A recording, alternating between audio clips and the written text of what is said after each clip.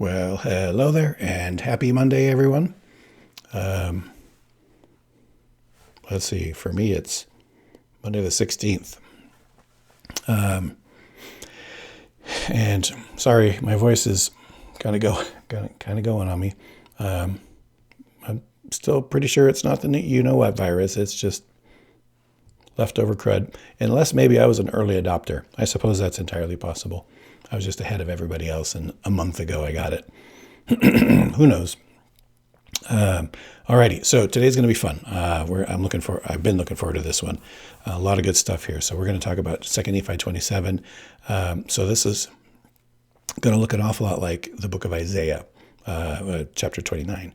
We'll talk about that in a second. So, going backwards, Nephi has reviewed a few thousand years of history, and he had a great message about charity at the end of the previous one. And this is just a continuation of that same sermon.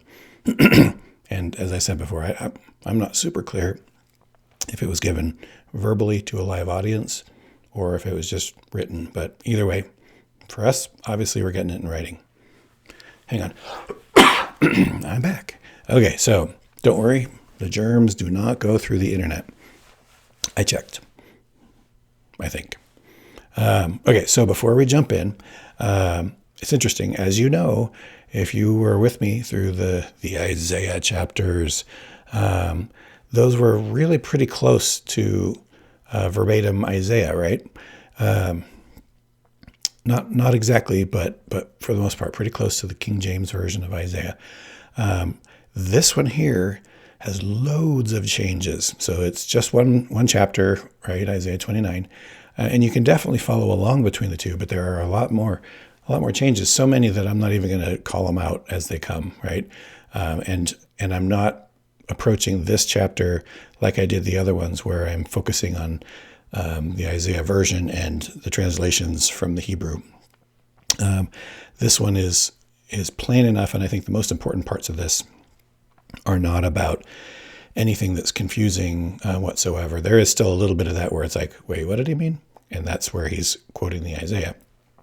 But most of it, or much of it, he's filling in with his own, with direct words. Now, let's talk about why so many changes.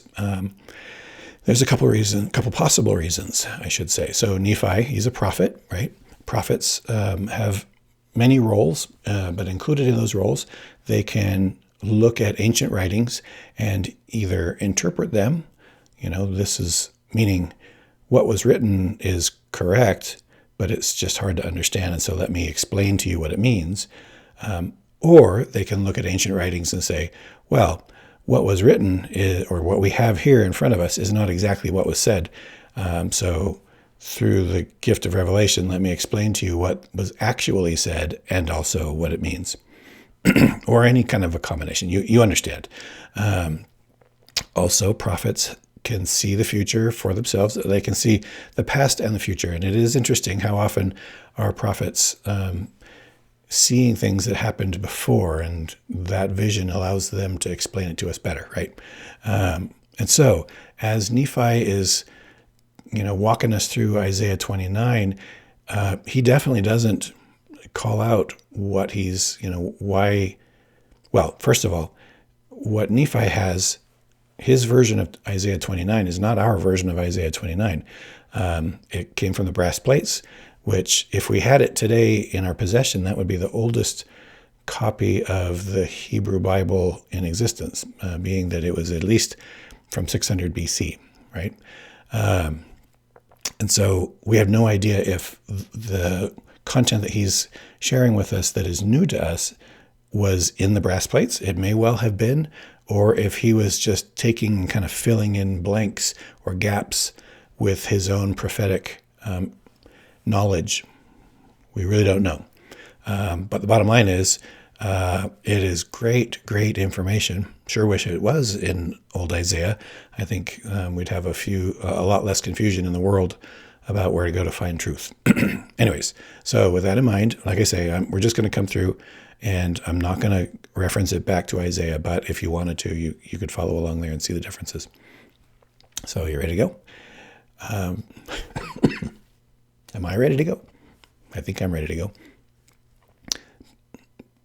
Yeah, but behold, in the last days, so that's our time frame, that's today, or in the days of the Gentiles, yea, behold, all the nations of the Gentiles, and also the Jews, both those who shall come upon this land, meaning the Americas, and those who shall be upon other lands, yea, even upon all the lands of the earth, so everywhere, right?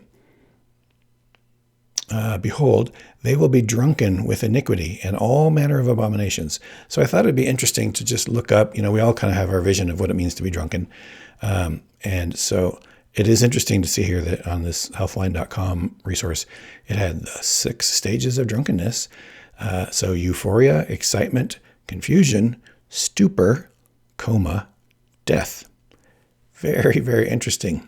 If you use that as an analogy for the state of, the world, and when I say the world, I mean those who are not following Christ, that actually is a really interesting comparison, because euphoria and excitement, we're doing whatever we want and it's all good, leading to, wait, what? What? Why aren't things working quite the way I thought? And then kind of into, stupor of just nothing's working. And then on from there, coma, death. Spiritually speaking, are we spiritually in confusion, spiritually in a stupor, spiritually in a coma, or are we spiritually dead? Very interesting. Okay, and when that day shall come, that they shall be visited of the Lord of hosts, with thunder and with earthquake, with a great noise, and with storm and with tempest, and with the flame of devouring fire. It is interesting. We look around us, and in the news every day is something like that, a natural disaster that looks just like that. And we say to ourselves, oh my goodness, there's so many more of these now than there used to be. The end is getting near. And that might be right. As far as there, I know we all, every day, the end is a day nearer, right? So that is for certain. And does that mean it's coming tomorrow or in 100 years or in 1,000 years? I don't know. I'm still paying my bills, and I'm still taking my vitamins. So I'm not assuming that it's coming tomorrow, but I try to be ready as though it were coming tomorrow, spiritually speaking. But for sure, the world seems to be in a state of even physical upheaval, the earth and the storms, the weather, all of that. Anyways, and all the nations that fight against Zion and that distress her shall be as a dream of a night vision. Yea, it shall be unto them even as to a hungry man which dreameth, and behold, he eateth, but he waketh, and his soul is empty. Or like unto a thirsty man which dreameth, and behold, he drinketh, but he awaketh, and behold, he is faint. And his soul hath appetite, yea, even so shall the multitude of all the nations that fight against Zion. Even so shall the multitude of all the nations that fight against Zion. It's a little word, but it matters. It's interesting. This is obviously some of the pure Isaiah. And I wonder sometimes, I think it's profitable for us to visualize ourselves in these, or at least to ask the question, is this us sometimes? So, have you ever gotten yourself just kind of into a funk? Maybe it's towards a person or towards a people, a group. Maybe it's towards, the church that you go to or whatever.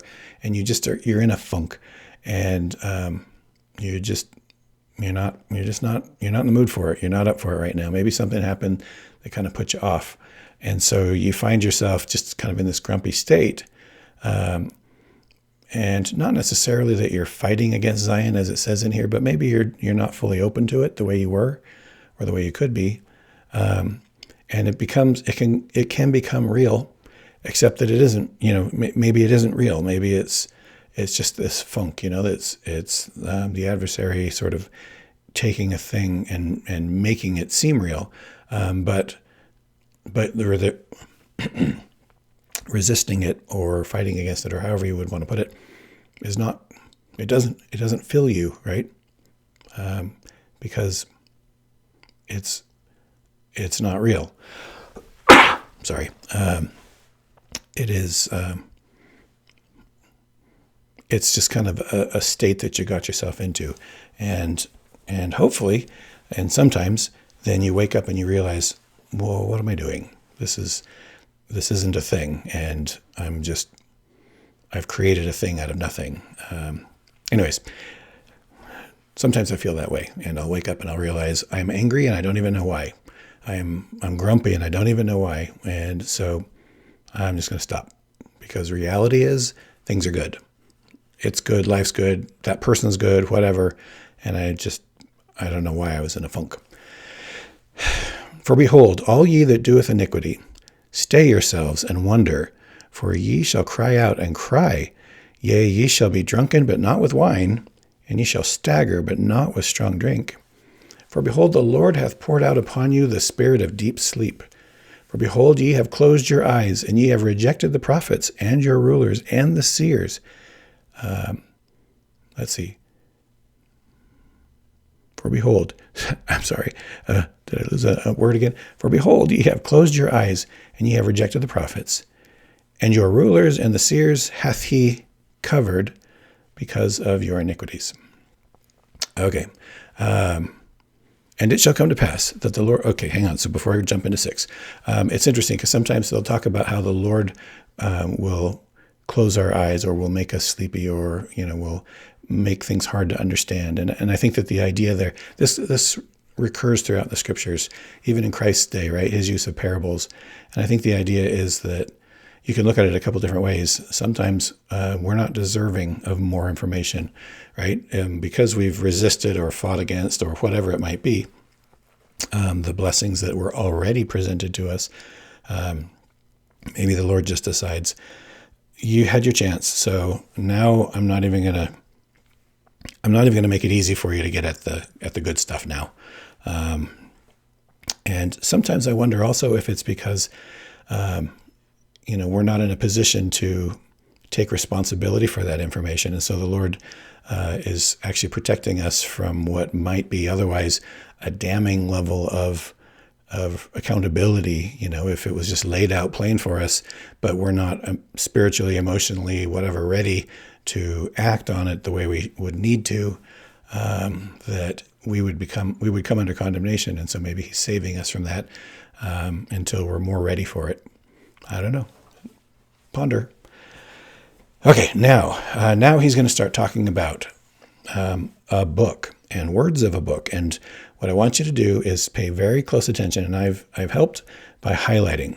And so he's going to talk about words of a book, and that is separate from the book. It's the same book, but when he talks about the book, I made it gold color because he's talking about the golden plates, right? And so when you see the book, literally he's talking about the golden plates that contained the writings that are the Book of Mormon. When he talks about the words of a book, he's just simply talking about the information off of those plates, not the plates themselves. You'll see what I mean coming up. And it shall come to pass that the Lord God shall bring forth unto you the words of a book, and they shall be the words of them which have slumbered, meaning the children of Nephi and Lehi, all of them. And behold, the book shall be sealed, and in the book shall be a revelation from God from the beginning of the world to the ending thereof. I got a picture, well, not really a picture, but sort of a picture of that coming up in terms of what the plates looked like and the sealed portion. The book wasn't entirely sealed in terms of what we'll talk about, but of course the book was not made available for the world to see, and so in that sense it was sealed, protected, hidden, and so only a very select few were able to see it at all. But even within the book itself, as we'll see, there was a portion of it that was sealed that still has not ever become unsealed, and that contains a revelation from God from the beginning of the world to the ending thereof. So for those of you who wonder to yourself sometimes, I wonder what's in that sealed portion of the golden plates that isn't in the Book of Mormon that we have today. Well, there's your answer. It's a revelation from God from the beginning of the world to the ending thereof. Wherefore, because of the things which are sealed up, the things which are sealed shall not be delivered in the day of the wickedness and abominations of the people, meaning today. Wherefore, the book, meaning the golden plates, shall be kept from them. And so it has been. But the book shall be delivered unto a man, and he shall deliver the words of the book. So here's a picture, just a painting, of course, Joseph Smith receiving the golden plates, meaning the book. And that's the angel Moroni there, who was the last keeper of the book, the current keeper of the book also, and he is delivering it to him. So the man that we talk about is, in this case, is Joseph Smith, and he, Joseph, shall deliver the words of the book, which are the words of those who have slumbered in the dust, meaning the offspring of Lehi. And he shall deliver these words unto another person. And he's going to walk away from that topic for a minute. We're going to come back to it again in a few verses here. So stay tuned. But the words which are sealed, meaning the sealed portion of the golden plates, he, Joseph Smith, shall not deliver, neither shall he deliver the book. So Joseph Smith's not going to deliver the book to anybody. For the book shall be sealed by the power of God, and the revelation which was sealed shall be kept in the book until the own due time of the Lord, that they may come forth. For behold, they reveal all things from the foundation of the world unto the end thereof. Okay, so no sealed portion today. It is interesting. You'll hear people talk about, I wish we had that. Let's make sure we're good to go with what we've got first, because it might be kind of terrifying. I suspect it will be terrifying what we learn from the next part. Sorry. No germs.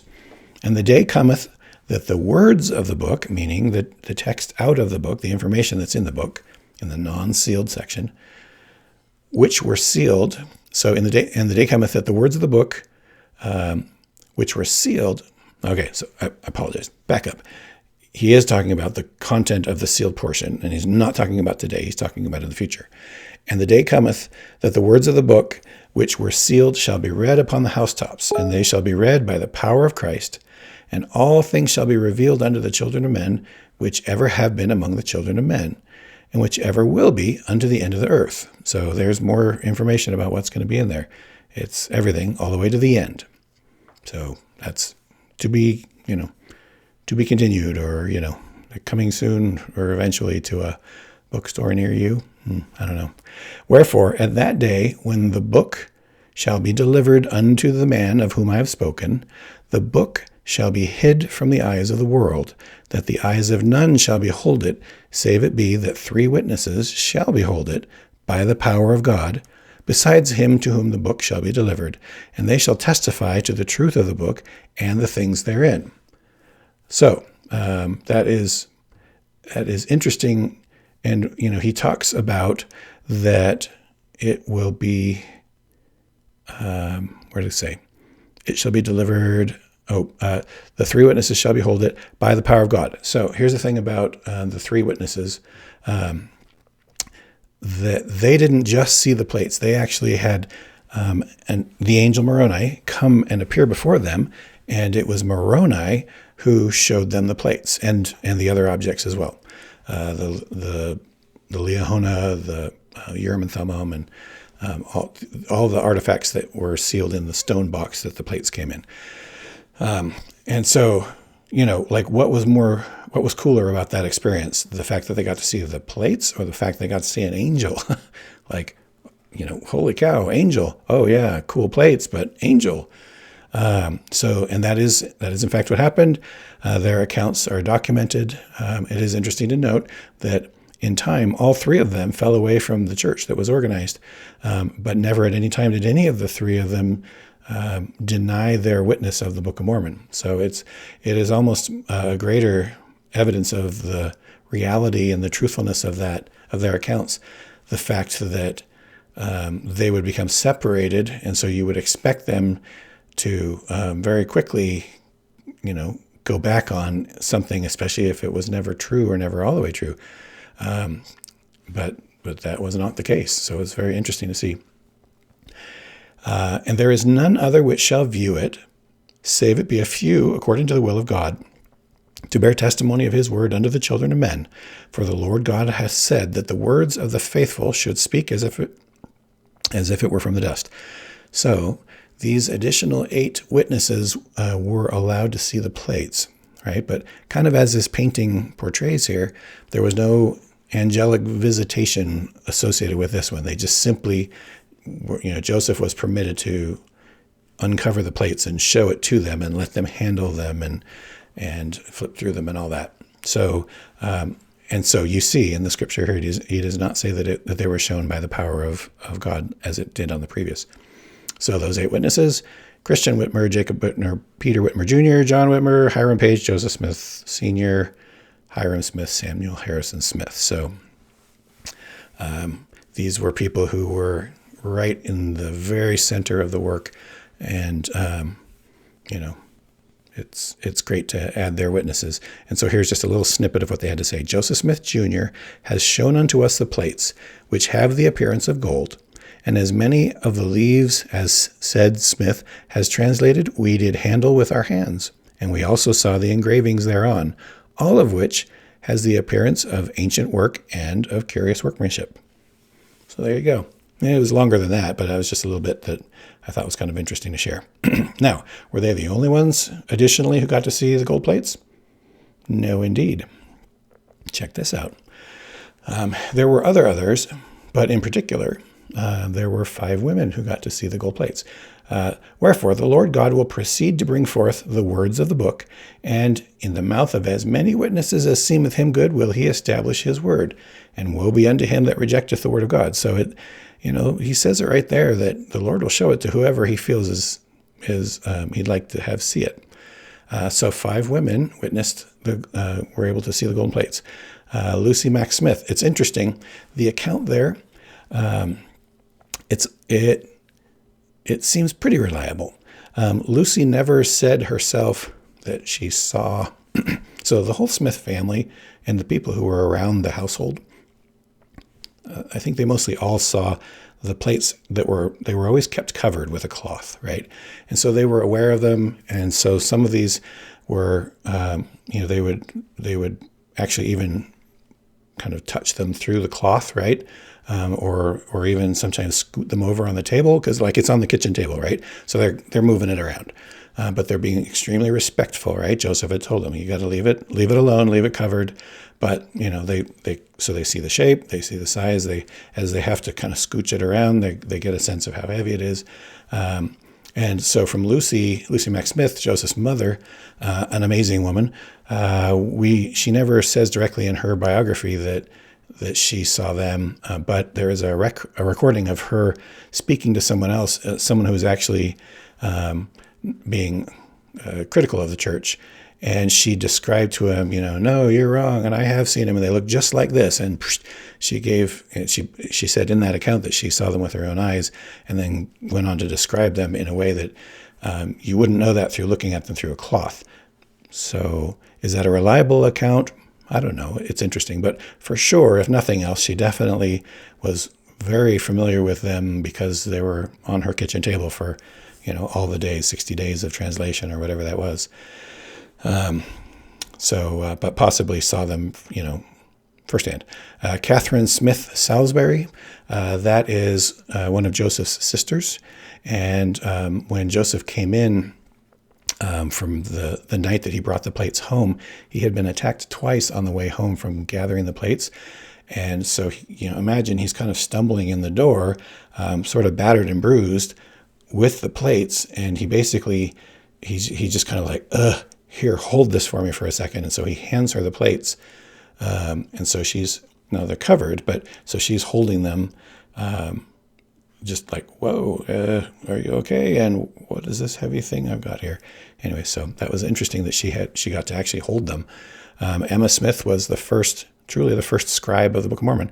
And so she did not see the plates uncovered, but she was able to handle the plates basically through, under that covering. She even describes the way, even the sound that the individual plates made, kind of a rustling sound. She says if you were the way you might thumb the pages of a book, it just sort of, it's And she describes the texture of them or the thickness of them as being similar to like heavy paper, something like that. So very interesting.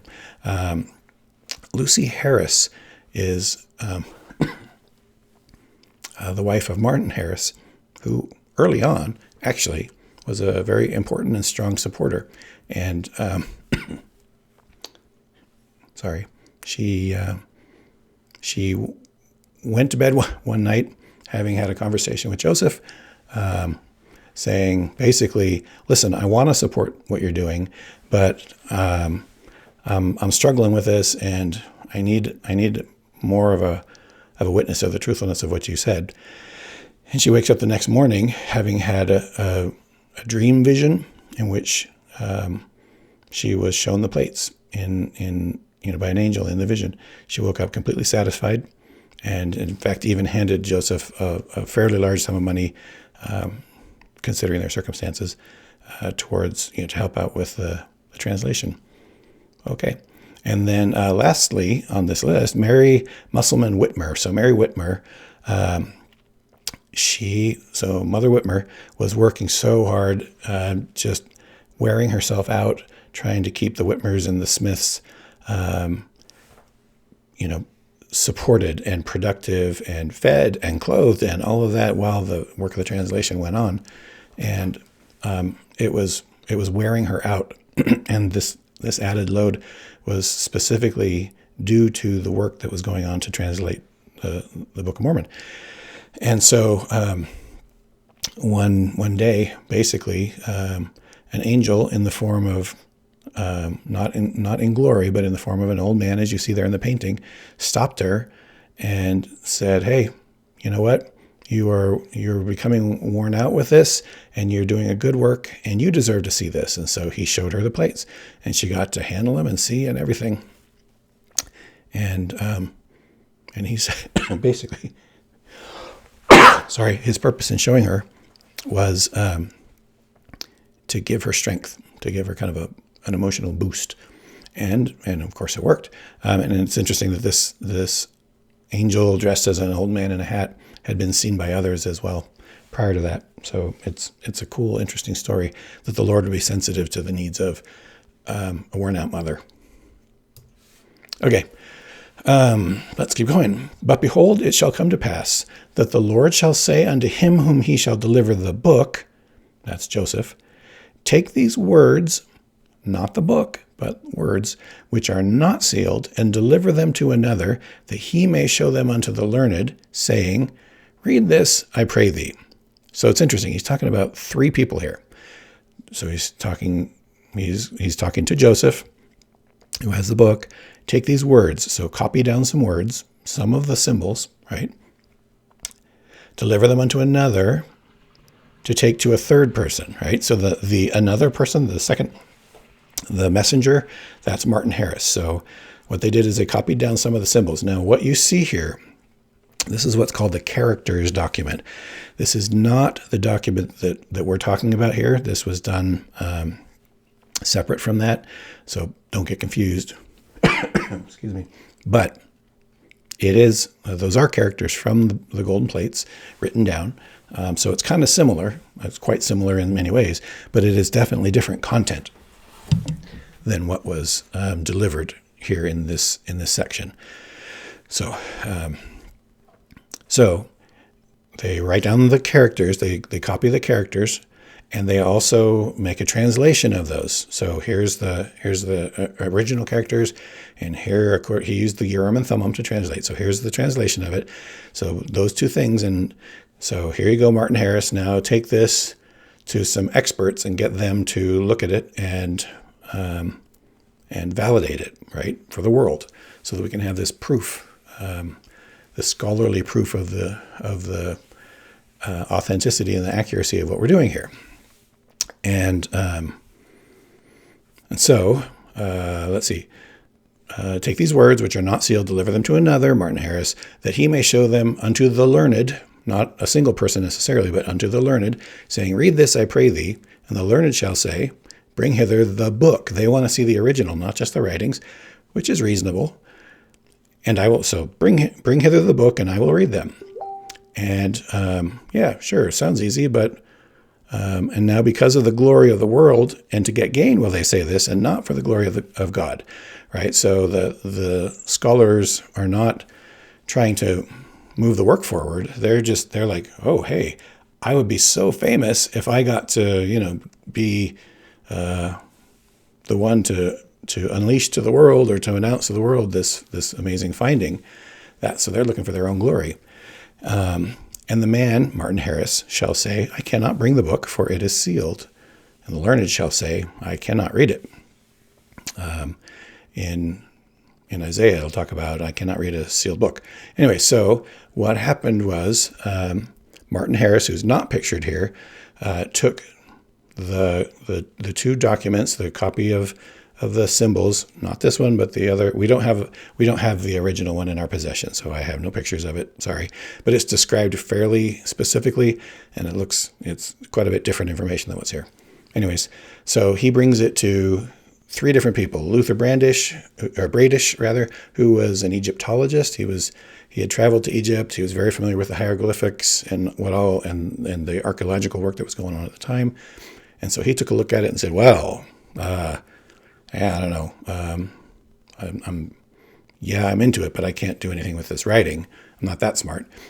He took it to Samuel Mitchell, who was a scholar in the New York area. These are all in the New York area, but Samuel Mitchell's expertise was over Native American tribes that were in the New York area. So since this was the writings of ancient Americans, the thought was, well, maybe Samuel Mitchell will have some familiarity with some of this. And Samuel Mitchell said, I can't really help you, but hey, you should go talk to Professor Charles Anthon, who's at Columbia College at the time. And he actually specializes in this. And so he'll be able to help you. And so then he ends up with Charles Anthon. He's the one then who fulfills the, multi-thousand-year-old prophecy from Isaiah, saying, oh, well. And so he showed him the writings, the characters, and then the translation. And Charles Anthon was like, yeah, wow, that looks right. He never claimed to be able to completely read it himself, but as familiar as he was with the characters, he was able to compare the two and say, yep, that looks as right as anything I could tell you. And so he even wrote up a document attesting to that these were a correct translation of real characters. And then as Martin Harris was leaving, he's like, well, hang on a second. I'd like to see the real book. Can you bring the real book? And that's when Martin Harris said, well, no, you can't. It's sealed. And so then he does the whammy and says, well, I can't read a sealed book. And so he says, give me that document back. And he takes it and tears it up. And so he undoes the attestation that he had done of the accuracy of the work. So it's interesting. And later, Professor Anthon did actually deny that that's what happened, or that that's how that conversation went.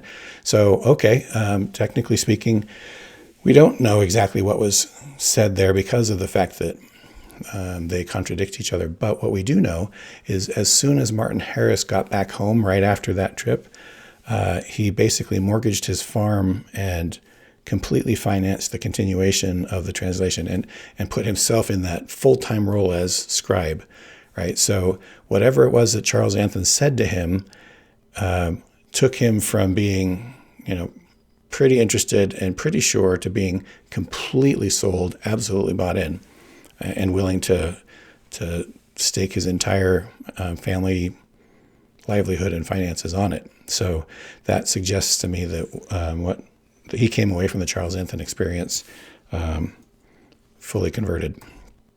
So we'll keep going. Wherefore it shall come to pass that the Lord God will deliver again the book and the words thereof to him that is not learned, meaning Joseph Smith, and the man that is not learned shall say, I am not learned. How in the world am I supposed to do this? Then shall the Lord God say unto him, the learned shall not read them, for they have rejected them, and I am able to do mine own work. Wherefore thou shalt read the words which I shall give unto thee. Aha. So now in these pictures, the top picture is it's a guess at what, so these are not real objects. I mean, they're real objects, but they're They're not actual relics. So it's a guess at what the Urim and Thummim looked like. That's the thing on the right, and the breastplate, and of course the plates on the left. We don't know. There are quite a few theories on what exactly those looked like and what the two, the glasses-looking things looked like. Very interesting speculation on that point. The little brown stone at the bottom, we believe, is one of the seer stones that the prophet Joseph used. It's interesting, to use a legal term, the chain of custody of this rock it's passed, like through Brigham Young's family and through Joseph Smith's family and others, and so it is pretty certain that is actually the brown seer stone, or the chocolate covered seer stone as they call it, but it's not absolutely certain. And so what he would do with that seer stone, he had that prior to all of this, and seer stones were actually somewhat common in Joseph's day, and they were used to, and they would receive messages through them. It sounds odd to us in our day, because we don't hear about people today using objects and devices like that to talk to God or to receive messages from the other side. Outside of, you think of the occult and Ouija boards and things like that. And yet, I guess if you think about it, what we do accept perfectly well is that the Lord speaks to me in a personal way, and he speaks to you in a personal way. And the way that he speaks to you is probably not the exact same as the way he speaks to me. Some people will dream dreams that are very specific. Some people will dream dreams that are very symbolic and not very specific. Some people will hear words or have very clear thoughts, or see things or whatever, and everything in between, right? There's every different way you could imagine that the Lord will speak to any of us. And there's no expectation that he's going to talk to any one of us the same way that he talks to another one of us. And so if, we shouldn't be surprised or think it strange that in this case, the Lord, who clearly needed to be able to speak to Joseph and deliver very, very specific and a lot of information to him with a complete degree of accuracy, that he would use a device to make this work, right? And it was interesting with the Urim and Thummim, that was delivered with the plates for the purpose of translation. What we read in the writings is that the two little the stones, the clear stones or lenses, if you want to think of them that way, that the metal frame that they were set in was actually kind of too big for Joseph, and so he could sort of see through one eye or through the other eye, but it was hard for him to have them both rest on his head equally well. Interesting theory on that is that these were prepared by the Jaredites, who are one of the people that are discussed in the Book of Mormon, and that they were a larger people. And so physically this thing was designed for someone whose head was bigger and eyes were further apart than Joseph's were. And so it was hard for him to see. And so he did use that to translate a portion of the Book of Mormon, but then he really did most of it with his seer stone, which he had before. And the idea there is the Lord can use whatever mechanism he wants in whatever way is going to be most effective. And so in the end, it was easier for Joseph to use the seer stone than the Urim and Thummim, just because of that, the logistics of it. It's interesting to see that something kind of plain and simple like that might make a big difference like that. And so he would take the seer stone and he would put it in a hat, just to create kind of a darkness. It's sort of like if you're trying to look at your phone, but you're in way bright light and the brightness is not turned up enough on your phone and you can't really see it. So you find yourself sort of shading it so that you can see better. And that's why he would, because he would see words kind of illuminated on the stone. And so he would shade it in the hat there and see the words. There was a funny story that, whereas he did not allow anybody to handle or see the plates, the stone, not that he was passing it all around the room, but apparently the stone was somewhat more common. And so at one point, I think it was Martin Harris played a trick on him, and he found another stone that looked really similar, same size, that sort of thing. I don't know if maybe he like made it to look similar, and he swapped the two stones, and Joseph was just kind of busy or whatever, and it was time to go, time to resume. And so, he gets the stone, and he's sitting there staring in the hat, and he's staring in the hat, and he's staring in the hat, and nothing's coming. And he's like, what's going on? And, we played a joke on you. But it was interesting to see that, based on that, there was something to it. It wasn't just any old rock. So kind of interesting. So one of the things that's interesting to note is it does not say that Joseph read the book, right? And we know that the translation, we know that based on what's been written, is that Joseph wasn't like turning over, and on page 3 it says blah, blah, blah, blah, and he's not sitting there scanning along with his finger, reading the characters and understanding what they mean and, giving the translation. That's not how it was working. Literally, the plates most of the time were just covered up next to him. And so he might have been translating stuff that was, deep in the middle of the closed plates. So he wasn't reading the book. He was reading the words, the words that the Lord gave him, which were from the book. So it's very interesting. I wonder sometimes, well, then why did he even need the book? I don't know. Maybe he didn't need the book. I have no idea. But it is interesting to see, and to see how the reality of it lines up so perfectly with this prophecy. So here's my very fine picture of the plates. So, touch not the things, this is the Lord giving instructions. Isn't it interesting? Because it's literally like Nephi is seeing and sharing with us the actual conversation between the Lord and Joseph. Touch not the things, so this is the Lord speaking, touch not the things which are sealed, for I will bring them forth in mine own due time. For I will show unto the children of men that I am able to do mine own work. And so, I don't know if it was exactly these proportions or what. This isn't my diagram, but I think it works for practical purposes. So, imagine that's the Book of Mormon there. And there was a portion of it that was not sealed, meaning the pages could be turned freely. And that's where the content came from that we have today. And then there was a portion that was physically sealed. There was some sort of a band around it, so they literally could not be, freely opened, right? And okay, there you go. So that's the part that we're not going to look at. And I think it was described that the sealed portion was quite a bit larger than the unsealed portion. So whatever we have that's coming in the future, it's probably going to make the Isaiah chapters look skinny and easy. Wherefore, when thou hast read the words which I have commanded thee, and obtained the witnesses, meaning the men and women who got to see it, the witnesses which I promised thee, then shalt thou seal up the book again, meaning the plates, and hide it up unto me. So Moroni, in the end, took the books back, right? We do not have the plates. We do not have the plates today, as far as I know.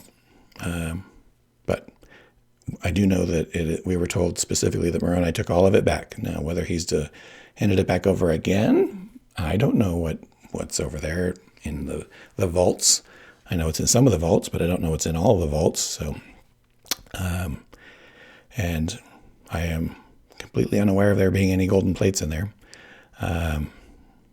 nor the head of Laban. They also do not have the head of Laban in a jar. That was a funny rumor that was, I guess, going around at some point. The church has Granite Mountain vaults up in Little Cottonwood Canyon here in Utah, and I used to work for the church, and I got to visit every single vault, all 6 of them, and there's nothing unusual in any of them. It's just books and recordings and microfilm of genealogical data and that sort of thing. Very, very fascinating, wonderful, precious things in there. Quite a collection of first edition scriptures, Books of Mormon and other early scriptures, and temple records, temple books that are beautiful temple books. These big, gorgeous things, and that were handwritten by the clerks, the temple clerks, and the beautiful scripted handwriting. Amazing. I'll show you pictures sometime. But no golden plates that I saw, no Laban's head in a jar, no swords, no compasses, nothing of that. Nothing of that nature is in there. But those aren't the only vaults that the church has. But they're there's some interesting ones. Okay, I digress. Sorry. Let's see. That I may preserve the words which thou hast not read, until I shall see fit in mine own wisdom to reveal all things unto the children of men. For behold, I am God, and I am a God of miracles, and I will show unto the world that I am the same yesterday, today, and forever. And I work not among the children of men, save it be according to their faith. Yeah, so it's kind of on us to kind of progress things along, right? And again, it shall come to pass that the Lord shall say unto him that shall read the word, the words that shall be delivered him, for as much as this people draw near unto me with their mouths, so he's talking about Joseph there, by the way, for as much as this people draw near unto me with their mouth, and with their lips do honor me, but have removed their hearts far from me, and their fear towards me is taught by the precepts of men. That's an interesting thing. Their fear towards me taught by the precepts of men. I think that, you'll hear the term fear God, and it's a legitimate term, but I think that what was meant originally by that is to have a proper respect for him, right? And to treat the Lord and things pertaining to it in a manner that is sacred and appropriate, right? To honor him and to worship him. But I think over the years, there had developed a negative, unhealthy fear of the Lord and a separation and a distancing. When the preaching was all hellfire and damnation, brimstone, all that sort of thing, I think we forgot that he's our Heavenly Father and that he loves us. And so there was this unhealthy fear that was taught by the precepts of men. Therefore, I will proceed to do a marvelous work among this people, yea, a marvelous work and a wonder, for the wisdom of their wise and learned shall perish, and the understanding of their prudent shall be hid. It is interesting, when the Book of Mormon first came forward, the learned had a heyday. There was such a long list of things that they thought were like historically impossible, couldn't be, wrong. What an idiot this Joseph Smith was, that he would ever profess that, things that are contained in this Book of Mormon could ever possibly be true. And it's been interesting that one by one, they've all been proved to be true, or at least they're well on their way to all being proved to be true. That what's contained in the Book of Mormon and his other prophecies as well. And we have this growing, enormous list of things that Joseph couldn't possibly have known, because nobody knew it in those days. And yet there it is in the Book of Mormon, utterly unknowable, and there it is. So the wisdom of the wise and the learned of those days and of today shall perish, meaning they'll be proved wrong. And woe unto them that seek deep to hide their counsel from the Lord, and their works are in the dark. And they say, who seeth us, and who knoweth us? And they shall also say, surely your turning of things upside down shall be esteemed as the potter's clay. But behold, I, the Lord, will show unto them, saith the Lord of hosts, see how smart I am, that I know all of their works. For shall the work say of him that made it, he made me not? Or shall the thing framed say of him that framed it, he had no understanding? So in other words, there's a great tendency for people to think that what they're doing is secret. What happens in Vegas, or whatever, people sneaking around, governments and organizations, thinking that they can do things in private. And the Lord is saying, no, he sees everything. And the results of their doings will speak for themselves. But behold, saith the Lord of hosts, I will show unto the children of men that it is yet a very little while, and Lebanon shall be turned into a fruitful field, and the fruitful field shall be esteemed as a forest. Now maybe, I don't know what Lebanon looked like back in those days, but these days it's gone through the ringer, right? That whole area there's not a lot of area there that you would call necessarily a fruitful field or a forest. And so maybe he's, speaking of the future. He's certainly speaking of the future, but maybe he means literally that maybe the climate will change or something, and that they will receive more water and become fruitful. Or maybe he's speaking symbolically of other things. I guess we'll wait and see. It does say that in the day that the prophecies of Isaiah are fulfilled, that we will know about it. We'll all know about it. So maybe we'll understand in the day that that's fulfilled what exactly was meant. And then in that day shall the deaf hear the excuse me, shall the deaf hear the words of the book. Well, that's an easy one, isn't it? Because all the scriptures have an audio version. Just click the little button and you can listen all day long. And the eyes of the blind shall see out of obscurity and out of darkness. I was wondering about that. Now, of course, the deaf, the blind, we need to look at that also as spiritually deaf, spiritually blind, or blinded through ignorance and through a lack of access to the truth, right? So many people are blind because they don't know where to find the truth. But it did make me wonder, back in those days, what resources did they have for the deaf or the blind to be able to learn doctrine? I guess the blind, yeah. Anyways, I don't know. So it would be interesting to know. It may well be that if you were deaf or blind in those days, you're just out of luck because they really don't. Maybe there was no braille or nobody's going to sit there and read to you. Don't know. And the meek also shall increase, and their joy shall be in the Lord, and the poor among them shall rejoice in the Holy One of Israel. Right? So, and I think, again, I think we should throw the word spiritually in there in front of all of these for our own benefit.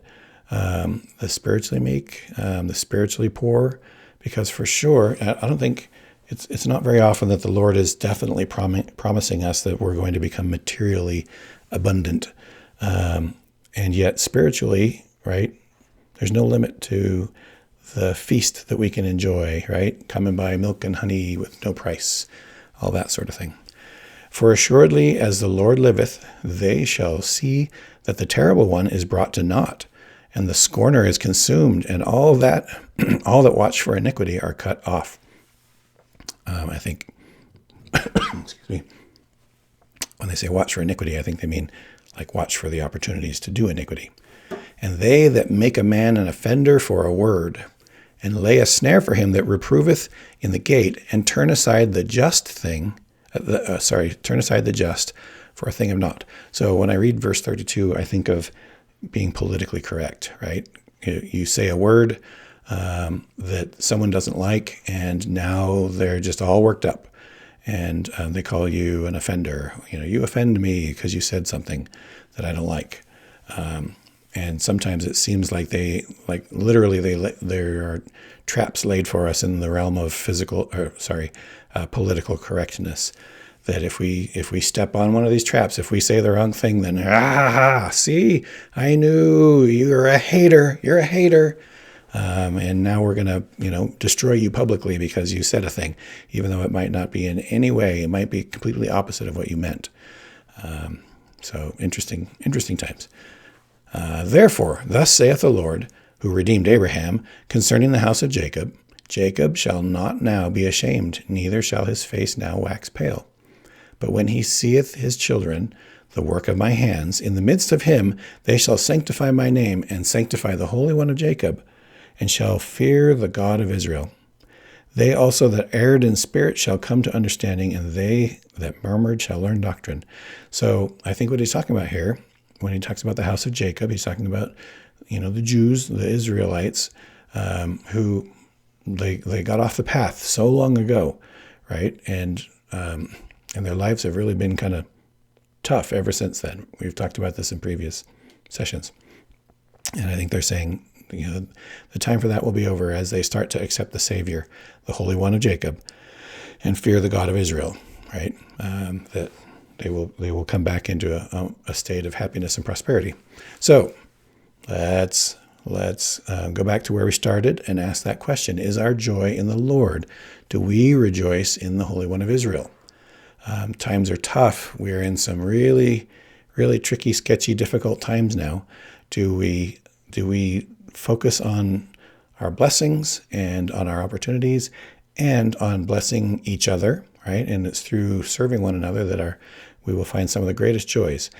And so do we focus on the joy that comes through the Lord? Do we rejoice in the Holy One of Israel? Or do we just focus on all the bad things around us. Oh my goodness, pandemic and, Armageddon. Well,